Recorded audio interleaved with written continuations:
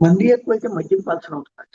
నేను ఇదివరకు చాలా సార్లు ప్రస్తావించాను. విజయవాడ కార్పొరేషన్ లో మేయర్ గా టి వెంకటేశ్వర గారు, ఇప్పుడు సిపిఐ మేయర్, ఆయన ఉండగా మామూలుగా పార్కులు ఈ వ్యవహారాలకి ఆ కమ్యూనిస్టులు వ్యతిరేకం.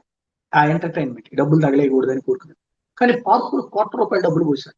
అప్పుడు ఎందుకంటే మీరు ఇట్లాగా మీ పార్టీ విధానాలకు విరుద్ధం కదంటే, నువ్వు ఎవరితో ఆనందం అప్పుడు ఆయన చనిపోయారు కాబట్టి ఇప్పుడు మాట్లాడుకుంటున్నాను.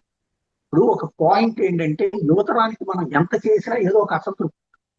అదే వాళ్ళకి ఒక రిలాక్సేషన్ ఏర్పాటు చేస్తే వాళ్ళు ఆ ప్రేమలో పెళ్లిళ్ళు ఆ హడావిలో ఉంటారు. ఉద్యోగాలు లేవను, ఉపాధి లేదని ప్రభుత్వాల మీద తిరగబడరు. ఇది ఆ ఆ రోజున ఆయన మాట్లాడినటువంటిది. అంటే దాన్ని బట్టి ఆ ప్రజల యొక్క అసంతృప్తిని చల్లార్చే మార్గాలు అదొకటి. ఇప్పుడు భారతదేశంలో ఉద్యోగావకాశాలు అర్జెంట్ గా అమెరికా, యూరోప్ దేశాల్లో కూడా నిరుద్యోగిత పెరుగుతున్నప్పుడు మన దగ్గర ఇక్కడ కోట్ల కోట్ల కొత్త ఉద్యోగాలు